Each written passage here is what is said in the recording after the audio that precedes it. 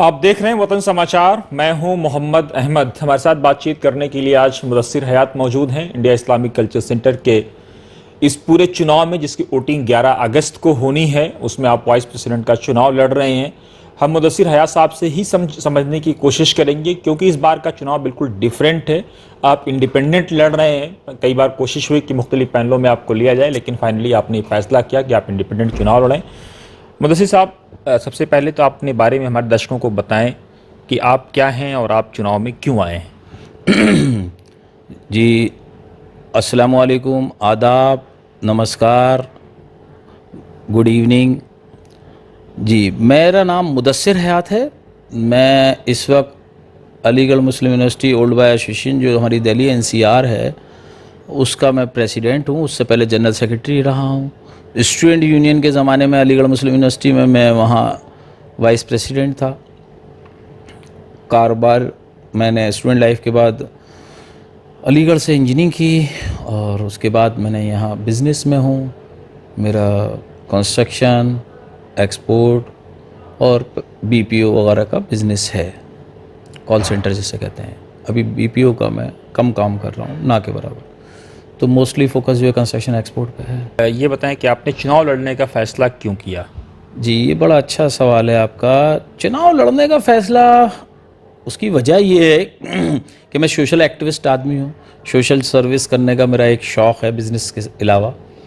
तो जो मसाइल हैं इस वक्त, मिली मसाइल हैं, ख़ास तौर से मिली मसाइल जो हैं, उनको अगर हम गौर से देखें तो वो हमारा कोई यूनिवर्सिटी हो, वो हमारा सेंटर हो, या जो भी दीगर कारोबारी मसाइल हों, सब में कुछ ना कुछ इश्यूज़ हैं। इस्लामिक सेंटर का मैं मेंबर हूँ, और मैं वहाँ देखता हूँ कि पिछले गुज़िश्ता 1 साल से कुछ ज़्यादा ही हो गया है, जिसमें कि कुछ वजूहात ऐसी रहीं कि वहाँ इतनी ट्रबल है, करोड़ों रुपए बर्बाद हो चुके हैं, मुकदमेबाजियाँ चल रही हैं, एक दूसरे पे चीटाकशी, एक दूसरे पे इल्ज़ाम तराशी, और बेशुमार पैसा बर्बाद हो रहा है। वो पैसा जो है वो मिली असासा है। वो मिली असासा कौन लोग बर्बाद करा रहे हैं? आखिर वो क्यों करा रहे हैं? उनके क्या लालच है? वो ऐसा क्यों कर रहे हैं? मैं किसी का नाम नहीं लेना चाहता, मगर वो सब वो लोग हैं जिनको हम लोगों ने जिताया था। उन्हें एक अच्छे काम करने के लिए जिताया था। काम तो उन्होंने शायद कोई बता पाएँ कि उन्होंने ये नुमाया काम किया। काम अब से पहले हुआ।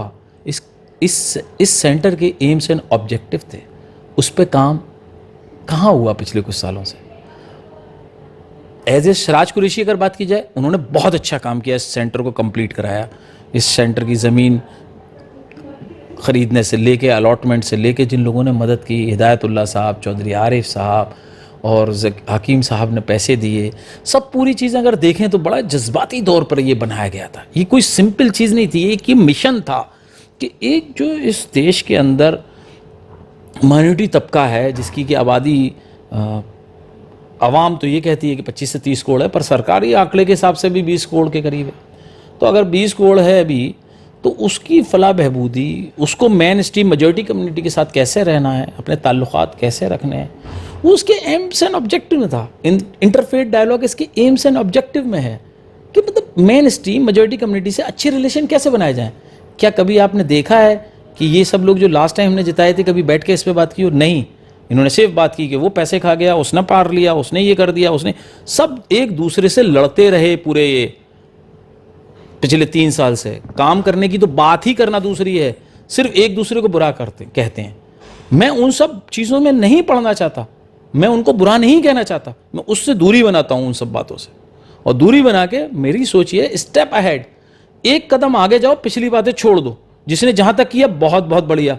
अभी इसराज साहब का ग्रुप ये कहेगा कि उन्होंने बनाया, ठीक है, हमारे बड़े हैं, ठीक है, जिस जगह पे वो जिस था वो मैंने देखा है, आपने भी देखा होगा कि वो एक खंडर था, उन्होंने उसको एक खूबसूरत सेंटर की शक्ल दी, और उसको वहाँ इसलिए खूबसूरत सेंटर की शक्ल दी गई कि अब उससे आगे का काम होगा, कि वहाँ बैठ के कि ये जो 20 करोड़ लोग हैं, इनका कल्चर कोई एक सिंपल वर्ड नहीं है कि एक चीज़ खाली के उसमें पर्टिकुलर चीज़ हो, नहीं, उससे इंटर रिलेट हर चीज़ कर जाती है। बिजनेस हो, हेल्थ हो, स्पोर्ट्स हो, और एजुकेशन हो। आपने तो सिराज साहब को क्लीन चिट दे दिया। लोग कह रहे हैं कि जमशेद अली साहब कोर्ट गए और सिराज साहब ने उनको अपने पैनल में ले लिया, और सिराज साहब अगर 75 पे रिटायर्ड हो जाते तो ये कोर्ट की नौबत ही नहीं आती। ये बड़ा अच्छा सवाल किया आपने। आपने कहा मैंने सिराज साहब को क्लीन चिट दे दी या जमशेद साहब को क्लीन चिट दे दी। भाई मैंने तो ये कहा मैं पिछली बातों में जाना ही नहीं चाहता। मैं तो ये कह रहा हूं कि एक 10 लोगों की कमेटी बनाई जाए, सीनियर मेंबर्स की फैक्ट फाइंडिंग कमेटी, कि किसकी गलती है और ये पैसा कहां से वसूल किया जाएगा। ये जो सेंटर का पैसा है ये कौम का असासा है, ये मानते हैं ना आप। ये मेरा असासा नहीं है, ये कौम का असासा है। तो कौम का असासा बर्बाद कौन कर रहा है, उसका ऑडिट कैसे होगा। एक 10 सीनियर मेंबर्स की कमेटी बने, वो ऑडिट करे। और मैं उससे भी अपार्ट, मैं उस झंझट में नहीं पड़ना चाहता। मैं ये चाहता हूं कि फॉर एग्जाम्पल जैसे हिंदुस्तान के अंदर भी मुसलमानों का मिली चीज़ें नहीं ना के बराबर हैं इस वक्त, मगर ठीक है जो भी है बहुत कुछ है। पर अब 1400 साल की एक बड़ी हिस्ट्री है, एक बड़ा कल्चरल हेरिटेज है, इतना बड़ा हेरिटेज है। क्या उसमें एक कोना नहीं हो सकता जहां वहां म्यूजियम बने, उन चीज़ों को हम नुमाया कर सकें। कोई बाहर से लोग आते हैं अब्रॉड से। अभी हमारे ही एक दोस्त यूएस से आए हुए थे, इस्लामिक सेंटर बोले, आए और आने के बाद बोले बड़ा अच्छा बनाया है, पर यार कुछ ऐसा डिस्प्ले करो क्योंकि ऐतिहासिक किताबें हों जो हिंदुस्तानी हिस्ट्री में है, वो ऐतिहासिक लाइब्रेरी में उस तरह की किताबें जो एक्चुअल में कुछ ऐसी नुमाया चीज़ें हों जो 14 साल की। आपने लास्ट इलेक्शन में अपोजिशन का रोल प्ले किया था, आप आए थे, आप चुनाव हार गए। अब सवाल यह है कि उसके बाद 5 साल जो भी चुनाव हार जाता है, चाहे जो भी हो, वो 5 साल खामोश क्यों रहता है। 5 साल तक उस आप रिमाइंडर क्यों नहीं कराते हैं, आप लेटर क्यों नहीं लिखते हैं, आप बात क्यों नहीं करते हैं जो कमेटी चुन के आती है। किससे बात किससे की जाए। वो सब तो आपस में जूते चला रहे थे, भाई वो तो मुकदमे लड़ रहे हैं, जूते तो एक साल गाली गलौज कर रहे हैं। तो 1 साल से चल रहे थे, उससे पहले तो नहीं चले ना। उससे पहले भी भाई एजीएम में बोलना तक नहीं दिएगा। 2 साल तो कोरोना में चले गए, हम क्या करते, हम खुद भी बीमार थे। उससे पहले के 2 साल तो कोरोना में पब्लिक की सर्विस करते हुए खुद बीमार हो गए थे। कोरोना से पहले के 2 साल और उससे पहले के 15 साल कहाँ थे सारे मेंबर। कहाँ से 2 साल भाई। 19 में इलेक्शन हुआ था, 20 में कोरोना आ गया था। आप गौर करिए, उसके बाद से ये लोगों ने सदारत की और दीगर कुर्सियों की लड़ाई में अपना सारा पैसा बर्बाद कर दिया। सेंटर बर्बाद कर दिया। मैं उससे भी अपार्ट, मैं जो जाना चाहता हूं, मैं इनकी झंझट में नहीं पड़ना चाहता। मेरा मिशन कुछ और है। मैं ये चाहता हूं कि जो मिली मसाइल हैं, हेल्थ केयर, एजुकेशन, स्पोर्ट्स या दीगर और चीज़ें हैं, और दसियों चीज़ें हैं जो कल्चर में समा जाती हैं, उन सब में कैसे तरक्की की जाए, उन सब में कैसे मेन स्ट्रीम के साथ कंधे से कंधा मिला के चला जाए। देश की तरक्की में अगर ये 25 करोड़ लोग भी उसी तरह से कंधे से कंधा मिला के चलें तो जाहिर सी बात है इस कौम की माली, सोशल, एजुकेशन, सब चीज़ के हालात बदलेंगे। हमें उस पर सोचना है, वो थिंक टैंक बनाना है उसे।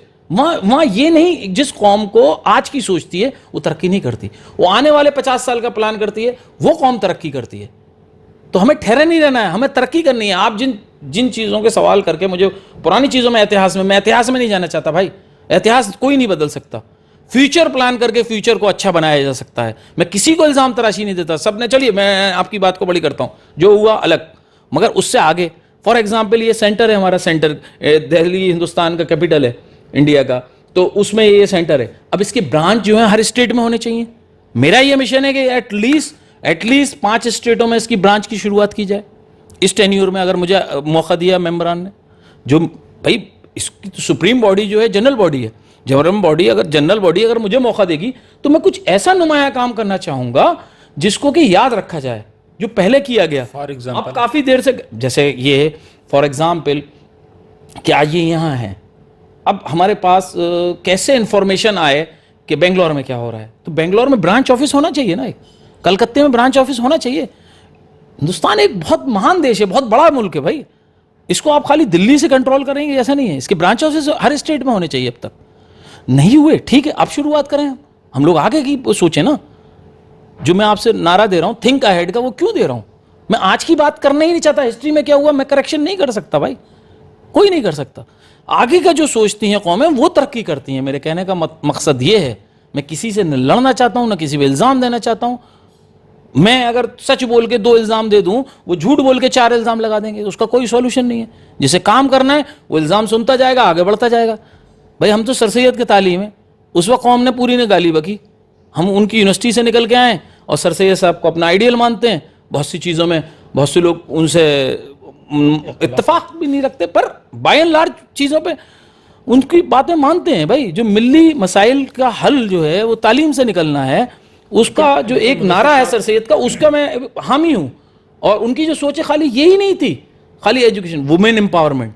क्या हमारे सेंटर में कभी कोई फीमेल के लिए सीट रिजर्व करी गई? नहीं करी गई। मेरा प्लान है। लेकिन महिलाएं तो आई हैं ना, महिलाएं आई हैं पर उन्हें रिजर्व क्या, हिस्सा वो तो दो जीत ना। के आई हैं। भाई एक बात बताइए, इस्लामिक स्कॉलर्स के हिसाब से औरत जो है पहला मदरसा है। अगर हम यूरोप की बात करें तो वो कहते हैं माँ mother is a first university. तो बेसिकली जब भाई सोसाइटी में ये चीज है, उनका हिस्सा कहाँ है? नहीं जीत पाती भाई। आप प्रॉपर सीट रिजर्व करिए ना। कमेटी में थी कि नहीं थी? एक आध कंपनी जीत जाती है भाई, मेन पोस्टों पे नहीं है ना, मेन चीजों में नहीं है। जो हिस्सा में थी, इसी में थी भाई वो हाँ, कौन था इसी में? वो ब्यूटी में कौन था बताइए ना। ब्यूटी में नहीं, एक सिंबॉलिक एक इसी में लड़ा के जिता दिया। मैं सिंबॉलिक नहीं, मैं हिस्सा चाहता हूं भाई, ताकि किसी कौम कौन सी तरक्की करेगी भाई? मर्द तो चले गया अपनी बिजनेस करने, अपनी जॉब करने। बच्चे की तालीम, उसका कल्चर कौन डिफाइन करता है? माँ। तो माँ का मेजर रोल है ना।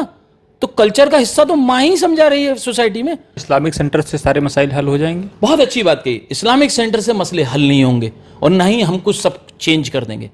वहां से जो आपने सवाल किया, एक्चुअल में यही जो मैं बोलना चाह रहा हूं, जो मैं बोलना चाहता हूं, वो थिंक टैंक है। जो हमारे पास डॉक्टर्स के एक्सपर्ट हैं, एजुकेशन के एक्सपर्ट्स हैं, हेल्थ के एक्सपर्ट्स हैं, स्पोर्ट्स के एक्सपर्ट हैं उसमें मेंबर। कौन सा हिंदुस्तान का ऐसा बड़ा आदमी नहीं है जो उस मेंबरान में नहीं है? हर शोबे से लोग, डिफरेंट वॉक ऑफ लाइफ से लोग वहां मौजूद हैं।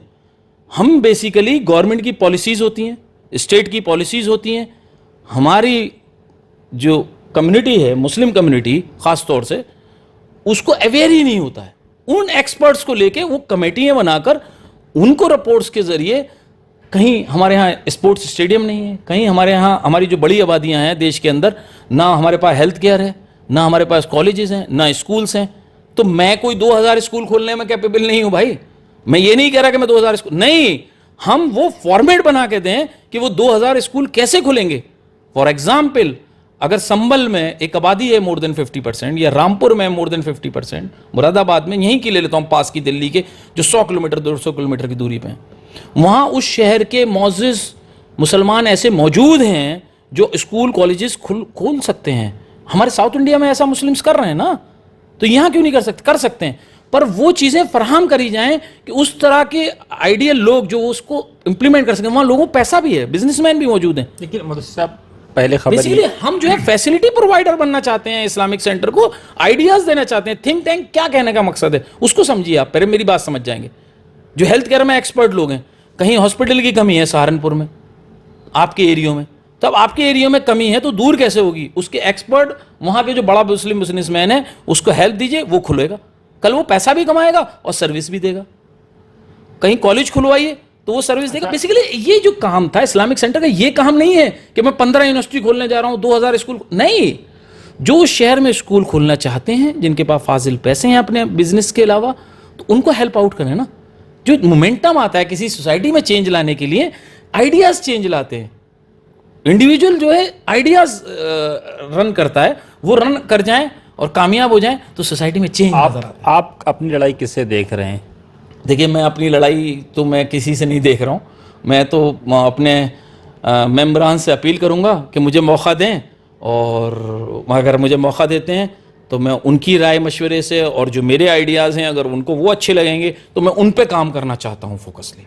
क्या सलमान खुर्शीद साहब का समर्थन आपको हासिल है? क्योंकि खबर ये आई कि कल आपकी गाड़ी उनके प्रोग्राम की तरफ मूव करी। नहीं भाई, कोई सबब उससे मेरा कोई लेना देना नहीं। प्रेसिडेंशियल कैंडिडेट में मेरा किसी से कोई लेना देना नहीं है। मैं अपना अलग इलेक्शन लड़ रहा हूँ, मैं अलग इंडिपेंडेंट इलेक्शन लड़ रहा हूँ, और यही मेरी यूएसपी मान लीजिए, यही मेरी ताकत मान लीजिए कि मैं किसी कैंडिडेट को प्रेसिडेंट में या किसी भी चीज़ में मैंने किसी से, ना तो किसी ने मुझे समर्थन दिया है ना मैंने किसी को समर्थन दिया है। कल आप उनके प्रोग्राम की तरफ नहीं, मैं उनके प्रोग्राम में कतई नहीं था। मैं उधर से गुजर रहा था, तो रास्ते में गुजरने से मैं उनके प्रोग्राम में कहीं गया हूँ तो आप एक फ़ोटो दिखा दीजिए।